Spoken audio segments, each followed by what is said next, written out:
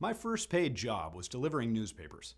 6 days a week for 3 years or so, I slung about 100 papers from one end of Cedro-Woolley, Washington's Jameson Street to the other.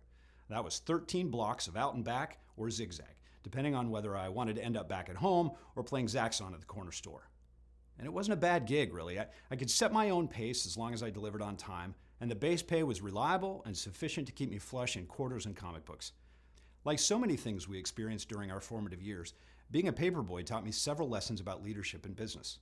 Here are 3 that have contributed directly to any success I've enjoyed over time and continue to influence my leadership style to this day. The first lesson is, we can't dodge the rain. Now, on foot or pedaling a bicycle, delivering newspapers in the Northwest meant getting wet. Whether mist, sprinkle, drizzle, shower, cloudburst, or deluge, some form of moisture was bound to fall along the way. Now, early on, I tried 2 strategies to address the challenge of delay and hurry. Neither worked. Now, whether I was out for 45 minutes or an hour, I ended up just as wet. Holing up and waiting for the rain to pass didn't work either. It meant I'd have to rush to meet my delivery deadline. And odds were good I'd still get caught in a squall. Well, this taught me that attempts to avoid problems merely postpones them and runs the risk of compounding them. We cannot dodge the rain. But the good news is we can only get so wet. So sticking to our goals, having a good plan, and staying focused is the best way to ensure on-time delivery of quality products and services. The second lesson is, put it in the tube. Now, the going rate for a monthly subscription of the Skagit Valley Herald in my day was $5.75. And my customers would often pay with a $10 bill and tell me to keep the change. It wasn't a wealthy neighborhood, and I was the kind of kid who was willing to say, thanks, but that seems like a lot. And one day I even worked up the nerve to ask one of those high tippers why they were willing to pay me almost double the going rate. The answer surprised me. Because, the customer said, you always put the paper in the tube. Oh, I'd always figured putting the paper where my customers wanted it was my job, and a relatively simple one at that.